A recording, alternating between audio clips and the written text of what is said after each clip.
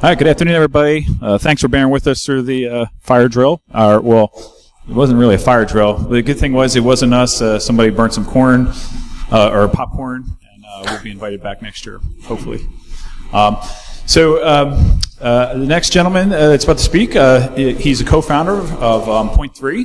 They're actually hosting a CTF here today. One of the sponsors and one of the co-founders. So please help me welcome Eric Dornbush.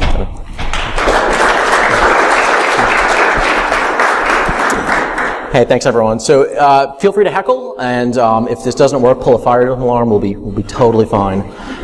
So this is actually an encore presentation that we did for the National Institute for Cybersecurity Education. The National Institute for Cybersecurity Education runs an annual conference. Their conference is by data scientists with PhDs in data modeling and academic theory for data scientists with PhDs in education theory and learning models.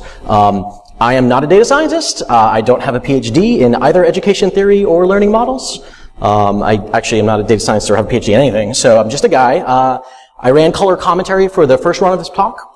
To Dr. Gallagher's play-by-play. And so, as you can see, Dr. Gallagher isn't here. We wish Shane a speedy recovery. He had a medical emergency this morning, so hopefully I can fill his shoes in today and be both colorful and informative. So the talk is actually called, I have to read this one, Leveraging the Right Learning Model and Embedded Analytics for Outstanding Results in Cyber Operator Training. That's a little terse, a little academia-focused. And also indicative of the next 67 slides that follow this one. So stay with me. In the spirit of B-Sides, we'll be winging it. We'll be doing it live. So for now, I'd like to call the talk Smarter Ways to Get Skills, or as the U.S. Department of Defense calls it, leveraging models and analytics and a lot of stuff, that kind of stuff, right? So a little bit of background, right? So the internet's a thing, right? It's not a fad. It's not going away. We probably need to pay attention to it, right? This is DoD policy, right? They've said that, right? From a DoD perspective, internet's not going away, so we should pay attention to it. So my company was called in to meet with the Director of Force Readiness and Training for the U.S. Department of Defense. And he's like, guys, we are not prepared to fight a cyber war. Shit, all right, you got my attention, right? Like, what does that mean, right? So cyber warfare, as many in the audience probably know, is a series of vulnerability research, exploit development, effects. Usually you don't want to get caught while you're in the process of doing all those things. Most of the time you can't buy your target hardware or software like at the local Best Buy. So hard, right? You often can't copy paste your way to success, right? Not all of our targets are running Windows XP or some misconfigured version of PHP 5. You can't always just throw stuff in a Metasploit and have success against a nation state. So we need to train professionals. And so the Director of Force Readiness says, hey, like, Point 3, you guys in? Fuck yeah, like, we're in, right? Like, how do we do this? So first thing we do is say, hey, what are you doing now? And the way that they're training now in the military is using something called the Victorian Model, which any American citizen in this audience is familiar with the Victorian Model, right? Rows and rows of desks and chairs and students, canned lectures, boring PowerPoint, multiple choice tests. Everybody memorizes the definition of the thing, crams for the test, forgets the next day, like nobody wins. It's an awful way of learning, particularly this craft. And so they have a schoolhouse that they call JCAC. I wish Shane was here because I don't know what that, does anyone know what that stands for? Anyone go? Yeah. Awesome, you went through it. Did you go through JCAC? Okay. Yeah, is it? Awesome. So, yes. Yes, we got winners. So anyway, for those who have gone to the joint something,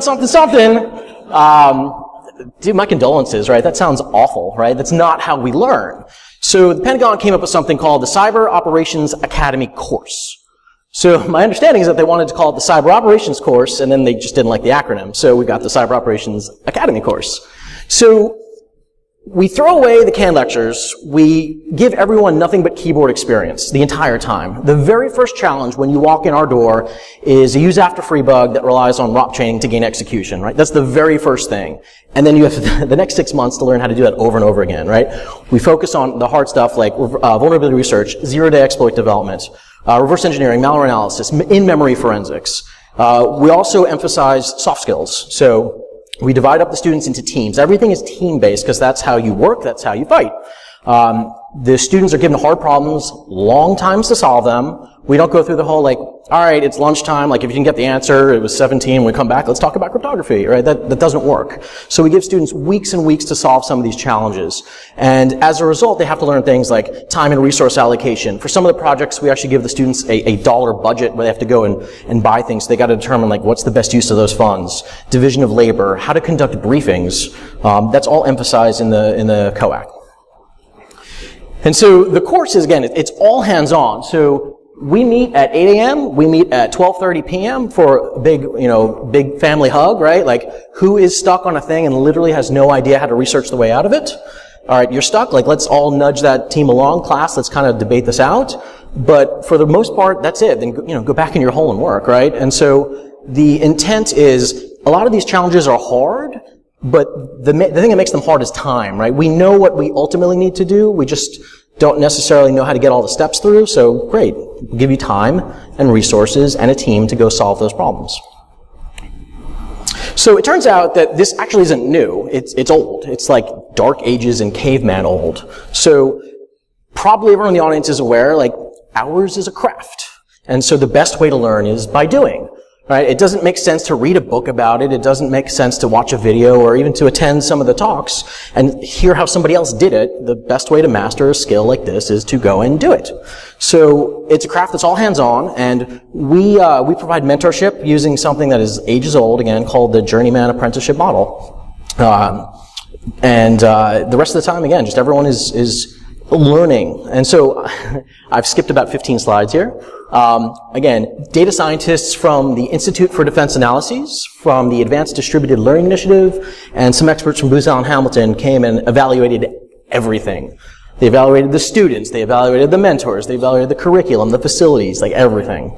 And so I'm not a data scientist, so we'll casually skip a dozen or so more slides, but know that there's all sorts of stuff about second-order derivatives and taxonomy buried within here. If you are interested, I can give you a copy of the slides later. But this is ultimately how cognitive apprenticeships are modeled. The intent is again, makes sense, right? At the very beginning, we're going to hold some hands, gather around class, let me show you how I do a thing. All right, now repeat what I just did. Now I'm going to step back. Now you guys do it. Now I'm going to step back to the doorway. Now I'm going to go down the hallway, and you guys just keep doing it for 6 months. That's the way that the COAC works. And so we've now gone through 3 pilots or the DoD has gone through 3 pilots of COAC. And each of them has had a different objective. So the first objective is, like, does this work, right? Intuitively, it makes sense. We learn by doing. I can't take a multiple choice test to show that I understand how to program. I have to program. But we don't have data to actually back that up, so we need to have a pilot and collect the data and show that it works. And how well does that work? The second pilot that we did was to create parity. So again, the existing schoolhouse, JCAC, it stands for something, it's awful, it's gross, but that is the program of record. That is how the military is conducting operations training now. And so we need to make sure that the COAC is in line with JCAC, so if ever there is a replacement, no knowledge is lost. And then arguably the most powerful was the most recent pilot we just wrapped up. Does this apply to civilians, right? Or is this inherently a military thing? And that's really powerful, right? So does this apply to those who can't necessarily afford college, right? Those that don't have a litany of certificates. That's really important, right? You can help break stereotypes. You can knock down gates that are set up by HR departments that are wiping out whole populations of qualified candidates from consideration in the workforce. And the second reason is a little more inherently military. As you all know, if there is a cyber conflict in the future, it will not be in the public space, it will be in the private domain, right? Like, it's one thing to go, like, capture that hill and plant a flag and, here's my territory, but, the target space is banks, right? Utilities, places that civilians have inherent ownership of, at least in the United States, and many other governments across the world. And so, we also need to make sure that we're not only training the DoD gene pool, that we're also making sure that U.S. civilians have a knowledge base of how attackers are breaking into your network, getting past all of your hardened antivirus and firewalls and intrusion detection, staying there without you having any clue, and then doing something that really gives you a bad day. That awareness of that is inherently important, and that knowledge should be shared. is the vision of our customer. And so, real quick on data, there were 2 research questions on the first pilot. So again, I have to read this one because this is kind of important, right? So, question 1 is, as a result of the course, right, did learning happen, right? It's important to capture. And the second thing is, how can we benchmark this style of learning against other forms of training? So, the government, the military in particular, is interested in this, right? So, doing the thing by awareness and concepts, doing the thing with code, and then knowing who is your enemy. So that roughly is 6 months of curriculum. So the data scientists came in and they created these things called mind maps. This is an example of a mind map. So it turns out that, like, to write your own exploit, you may need to know a thing or two about pointer arithmetic, which also means you may need to know a little bit about pointers and arithmetic. So this is a mind map of all the things that have to happen in terms of cognitive awareness before you can actually complete the challenge. There are pages and pages of these things for all of the exercises we run through, from keyloggers that don't get caught by antivirus, in-memory forensics, detecting things that are normally not detected, and all the skill sets that go into it. Here's another example. This is the one for the keylogger. And so, who came to this COAC is, I think, one of the more interesting things. So, that's a lot of words, so I'll summarize. Few people with formal experience, right? Few people with college degrees or college experience. One of the more shining stars of the course was what the Air Force calls a cable dog. So, a cable dog is the individual that goes to new facilities and runs low voltage Ethernet cable through drywall. So that is his job. Never touched a computer. Like, literally on the very first day of class, we had to teach this kid right click from left click. He is now reverse engineering malware. By the way, he's getting out of the services pretty soon. He's looking for the right employer. So if anyone is hiring, I'm more than happy to matchmake. But you don't necessarily need experience to go into a curriculum like this and walk out with skills that matter. In terms of benchmarking, we had the students run through a number of independent assessments in addition to the ones that we as instructors created for the students. So the students went to the Department of Energy's annual cyberfire exercise and placed extremely well against professionals. We ran them through the OSTP curriculum. Everyone knows OSTP? Yeah, everyone's shaking head. Okay, so we had a 70% pass rate, 7-0, on the first year. Again, most of the students came in with they weren't operators, they weren't red teamers, they weren't analysts. We had linguists, we had all source analysts, we had a procurement specialist. Like, his job was to buy things, and now he passes OSTP. We ran a heads-up, DEF CON style, capture the flag event called the A3 Cyber All Against All. Our students, again, 6 months of instruction going against fully operational teams, professional military outfits that have gone through all the training and have their certs to operate and be effective. NSA came in first place, but our team came in second. Coast Guard came in third, and our second student team came in fourth. I might be mixed up. There were 6 teams. We captured second, fourth, and sixth. Not bad for 6 months of training against fully operational teams that have been playing and working together for years. We also had DoD brought in some evaluation exercise sponsored by a third party, and our students benchmarked well against just a global pool. So all of that lends itself to this. So I don't really know what's going on this slide, but I know that there's a lot more green than purple, so something obviously happened. Something very important happened, and that's the pre and post gains that you'll see throughout this style of learning are what's effective and consistent. So the 2016 pilot. So second iteration goals. Did we get lucky? Did we have just this magical set of students that really had experience and just lied on the application test? Or can we do it again, right? And again, can we make this course as similar to JCAC as possible? So we were given more students. Roughly speaking, they were similar in nature to the first batch of students. We evolved our curriculum to match the 180 learning objectives of JCAC. So let me explain that. So JCAC is 180 days, and so is COAC. 180 things you gotta learn. The way that JCAC teaches is very, very linear, right? Today is cryptography. Today is Windows. Today is networking. Like, all right, it's the end of the day. You guys are now crypto experts, Windows experts, networking experts. Like, very, very structured. COAC, because it's challenge-based, we get to weave in all of those themes into an underlying set of challenges. And so again, going back to that keylogger exercise that we have, right? Students have to develop a keylogger that does not get picked up by antivirus. It's assumed in that process you have to learn a little bit of crypto and a little bit of Windows and a little bit of networking. So rather than having like today's crypto day, Windows day, network day, it's all a story that we can tell over 6 months. So we matched almost all 180 learning objectives. Apparently JCAC does some classified stuff that our class is entirely unclassified. So there were some things that we couldn't get, but we got pretty darn close. The assessment vehicles were the same. So they went to DOE's Cyberfire exercise. They had the A3. They had a bunch of different industry events that they went to. I think they ended up going to BSides DC or something and passing through a lot of, like Raytheon has their Game of Pwns challenge, and all the vendors have their own capitals. Our students were crushing them. OSTP this year, we had an 80% pass rate. Again, similar sets of students, linguists, procurement specialists, all sorts, not cyber people. So this year on the A3, we had 8 teams, and the COAC students actually captured first and second place.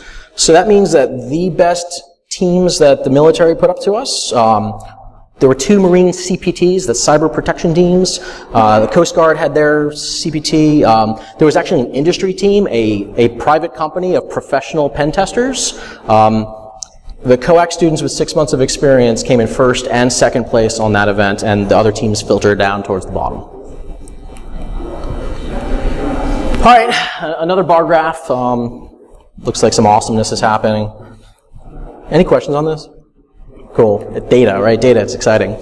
So this is the part where I get excited on 2017. So how many times have we heard like, oh, you want to do security? Well, start as help desk, right? Then you're a technician, then you're a sysadmin, then you're a programmer, and then you're ready to be security. Like, who's a security specialist? You have to do all these crazy things, right? Or how many jobs do you see on wherever you look online for job postings, and it's like, I need a PhD in this, and these 12 certifications, and you have to speak French, Italian, and Latin. Like, and none of those are even applicable to the job description because there's no other way of benchmarking, and it's frankly it's not good for a big percentage of our nation that does not have college degrees. And so we looked at our pilot demographics. I'm kind of putting the cart before the horse. When we look back at the individuals that went through the course in years 1 and years 2, these were a lot of junior enlisted men and women, no or little college experience. We now have 2 years of data on these individuals. They've now gone back into the workforce, and they are winning awards. They are getting citations from their employers, doing some really cool work. And again, they're placing at SANS Net Wars, again, Raytheon's competition, and some others. So the students the alumni now are just rocking it in the real world as well. They're engaged, they're staying active in the community. Really neat stuff, like very inspiring stuff. And so we now can say, hey, maybe this style of training can be used to address an underserved population. So DoD forged a partnership with the city of Chicago, and this summer at the city's community college, the City College of Chicago, in Chicago, this program was brought to approximately 25 students. Roughly speaking, 1/3 were military, and 2/3 were from Chicago, many from the South Side. You can see some of the examples of the students that we were given. We had a Peapod driver, a bank teller. One of the students literally was homeless, and had just a lot going on in his personal life, right? And like, that's a lot to deal with by itself. Now you're tacking on 40 hours a week of like reverse engineering and malware analysis, right? The guy had a lot of bad days. But he went through the course and graduated. In terms of results, so the course has ended. We're still looking at data analytics. Again, that's Shane's, imaginary Shane, like that's Shane's job. But anecdotally, it does look like people are happy. So the measures of success are now real world. We're not necessarily caring about who placed what at Cyberfire or whatnot, but to the civilians, the number one interest for going through a course like this was jobs. It looks like we have somewhere between 85 and 100% job placement. Many of those jobs paying pretty decent wages. Some of the candidates, some of the alumni they've declined offers. They're waiting for the right employer. So again, if anyone's hiring, I am more than happy to matchmake you with some pretty solid talent today. On the military side, the individual's already employed, so getting a job wasn't really a measure of success. For them, the measure of success was that OSTP cert. This opens up very specific career enhancements. I'm told, I'm not in the military, but OSTP was like the reason why many of those individuals went to class. So we just found out yesterday that we had 8 military students that sat for the exam, and all 8 passed the exam on their first or second attempt. So that makes them eligible for promotion, eligible for certain job roles that they weren't eligible for before having that cert. Very cool. So the data science aspect of this presentation is on metrics, particularly with XAPI. So XAPI is an open spec. The DoD apparently created it many, many years ago and open sourced it.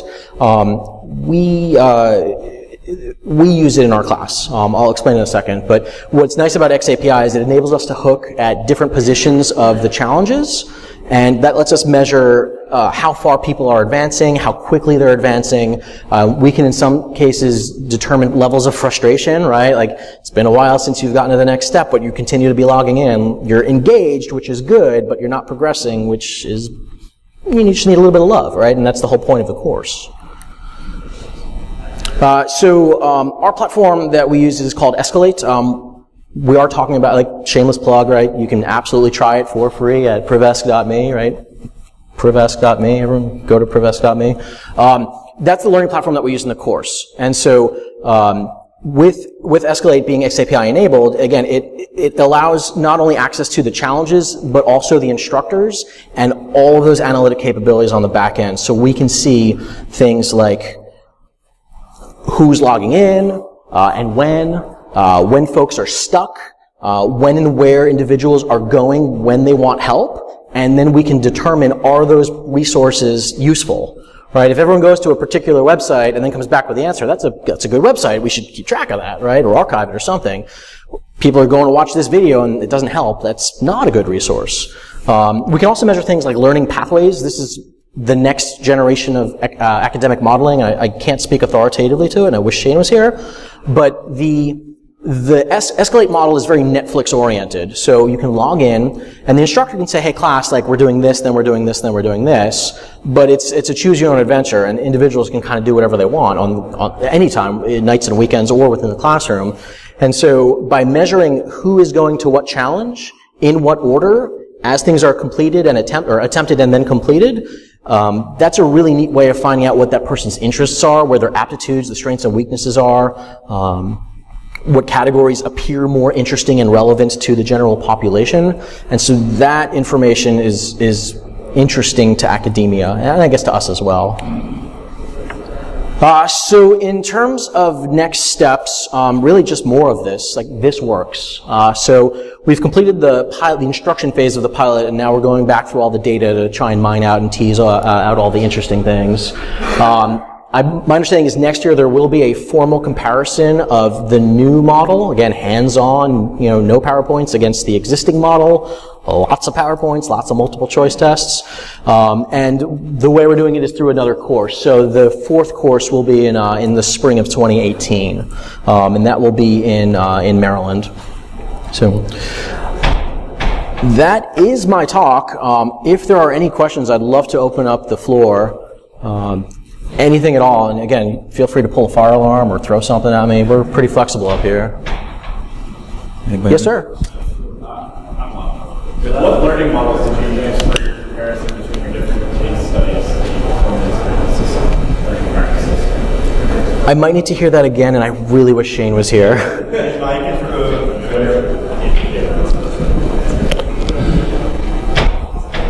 I was going to say, what kind of learning models did you use during your 3 or 4 different tests that you tried, and which were the most successful?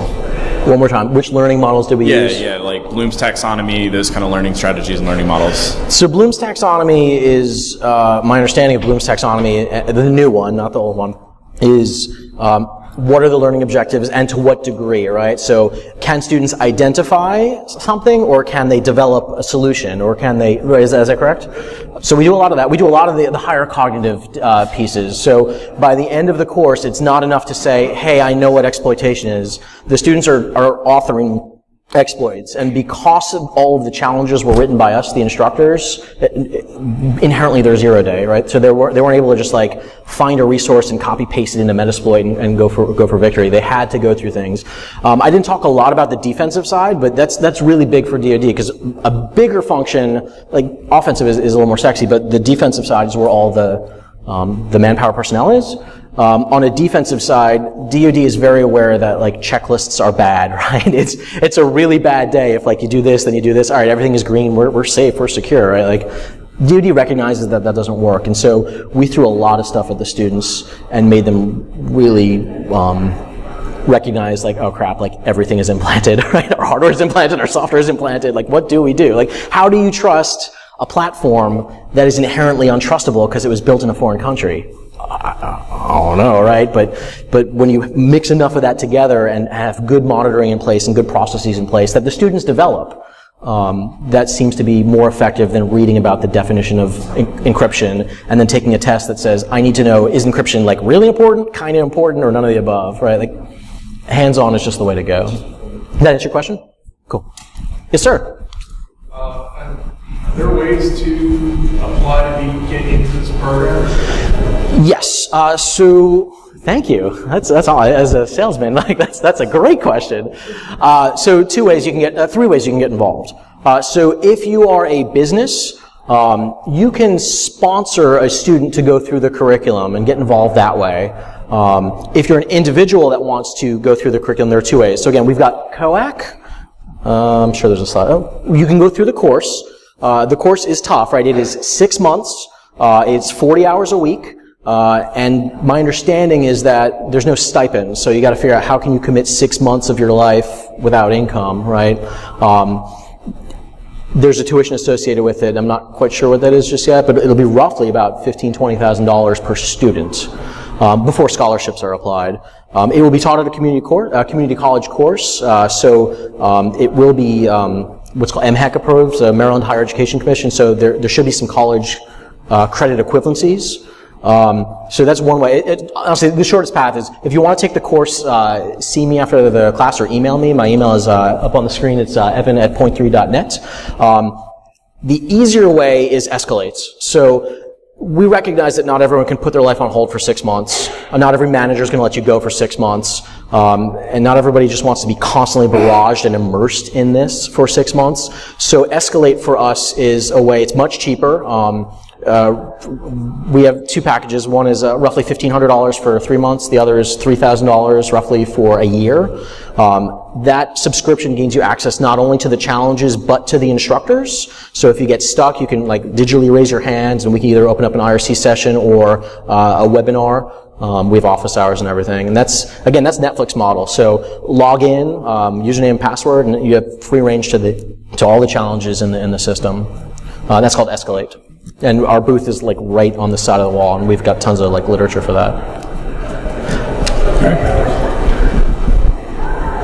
So you mentioned non-security people getting involved in cyber, whether it's federal or private.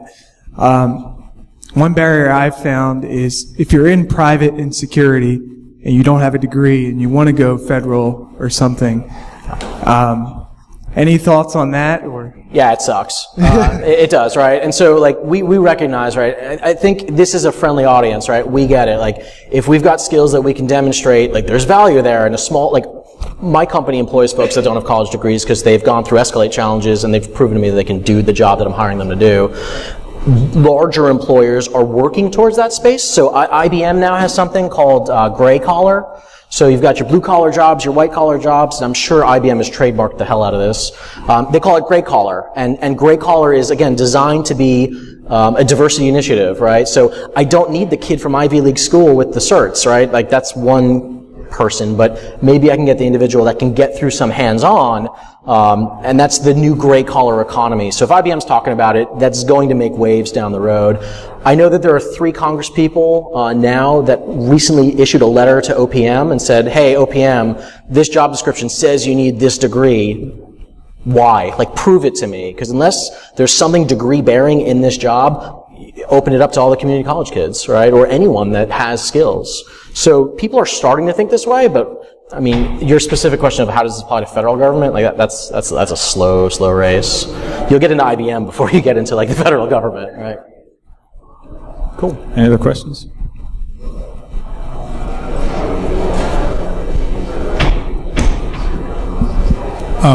Yeah, hi, my name's Mark Rivez. I think this might be the perfect time to get this going in the city. They've just started a new computer science initiative in the public schools, and the people who are backing it, I think, can really make it happen. So I'll talk to you afterwards. Yeah, I'd love that. The CS for Philly just launched on Wednesday. Yeah, that's great. Again, we've now gone from like professional military down to the community college level. We have a pilot coming up, hopefully in the near future, at the high school level. You know, and of course the intent is to push down, like STEM is kind of a thing too, right, down to that third grade and 3rd to 12 level. So we don't have data to back that up, that this is effective to a third grader. We don't have curriculum that's really tailored towards a third grader, but we do have data on the college level. So it has been shown to be decently effective. Any other questions? Yes, sir.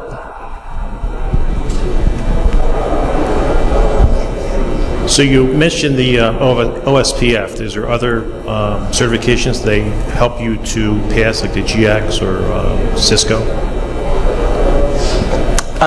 Sorry, it's really hard to hear. Sorry. You mentioned the OSPF. Is there other certifications that your training helps you to pass, like the GX and the Cisco certs? So I have very limited data set on that. So we only included personally speaking, I do not like the OSTP. What I find wrong with the OSTP, so it is the best that is out there right now, right? I get that, but there are two issues I have with OSTP. Number one is the targets are not modern, right? Everything is Windows 95, or there's not, like, the machine is so crippled down that a legitimate user couldn't use that target. And the other thing that I don't like about the OSTP curriculum is, like, the whole concept of try harder is just really nasty and egocentric. And so, like, you haven't figured out this thing that we've, like, purposely made asininely hard, gotcha, try harder, right? As opposed to like, hey, like, you're interested in this, let's nurture that, let's help you up. So OSTP was included because the DoD specifically said, hey, I need a benchmark, and it is the benchmark that's out there right now, because it's hands-on, it's not knowledge-based like the CISSP or whatnot. We had one student the second year who went on straight from our course to take both the CISSP and the CEH, and he passed both of those on his first try. We don't train for that or teach that, and so that's not a good benchmark for us. Yeah, I think having knowledge of both, I think it sounds like that this would be an amazing foundation, and depending on the GX certification, which is more specialized, depending on the subject matter, it would give them a great head start in some of the areas. Right? Yeah, like the CCNA is like Cisco vendor specific, so that's also probably not a good model for this particular type of training. Any other questions? Okay, I just had one thing to add, actually. I work on a red team for a large financial institution, and I get asked this question a lot, so I'm actually going to plug a little bit for you. But I get this asked question a lot. So how do I get started, or what do I do? How do I get a job in the field, right? My answer is always try to encourage folks to get some hands-on, right? Do CTFs or an OSCP. If you have no experience, at least if you do like 3 months in the lab, or you're at least getting to hands-on even. And his comments on the OSCP, because it drives me nuts too, because I've gone through it. Spot on. It's just older stuff, but still the stuff's still relevant, and it's a great foundation for moving forward. Plus, a lot of employers still benchmark, the certification as well. So also he mentioned how much it is for 6 months. If you look at the cost of a SANS course for a 6-day course, they're like up $7,000-ish or dollars for a 6-day class. This is 6 months, 40 hours a week for $15,000 to $20,000. That's actually a pretty good deal. So But the hands-on method, I definitely, wholly support that. So no, I appreciate it. And so for us, the way we say it, and coming up with analogies, which is ironic because I'm like the least fit person, but what we say is Escalate as a gym, right? Like everybody wants to go to the gym and have the muscles, but very few people invest the time to lift the heavy thing up and down and get the muscles. And so you're not going to learn in a 1-week boot camp, right? You'll feel good because you just like basked in the presence of a luminary who shared some wisdom, but then you're going to go back to your office on Monday and you can't apply any of it because you didn't really get it. And you didn't really get it because you didn't do it. And so the reason why this training is so effective is that it sucks. Like it's hard. You're going to hate it because you're struggling. And that is the investment in the gym, right? That's the heavy lifting up and down. And so you'll have your aha moment. You solve the challenge. You look back like, holy shit, like I spent like how many weeks learning it, but now I get it. As opposed to like, let me just look up the answer in the back of the book and move on, right? So that's kind of the model that we've come up with. I also like how you said you guys work in a team environment. So, so there's support. There's building support. Any last minute question? One more question? No? All right. Thanks. Everybody, please give. Our website is ittakesAhuman.com. Okay, cool.